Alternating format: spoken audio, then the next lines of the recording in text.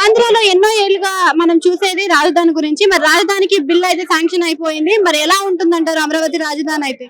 అమరావతి రాజధాని కావాలని అందరం కోరుకుంటున్నాము. ఇంకా కాలేదు. పనులు అయితే చేస్తున్నారు. అన్ని కూలీలు బోలీలు అన్ని బాగానే ఉన్నాయి. అందరూ దేవుడి దేవాల అందరూ లక్షణంగానే ఉన్నారు. అంటే గతంలో 3 రాజధానులు అని అన్నారు. మరి ఇప్పుడు ఒక రాజధాని అంటున్నారు. 3 రాజధానులు మేలా లేకపోతే ఒక రాజధాని మేలా? ఇంకా బాగా తెలియదు అయ్యి. అంటే మీకు ఏమనిపిస్తుంది 3 రాజధానులు? అదే కావాలి నెల్లూరు డిస్ట్రిక్ట్ అవన్నీ మనకి తెలియదు. ఓకే.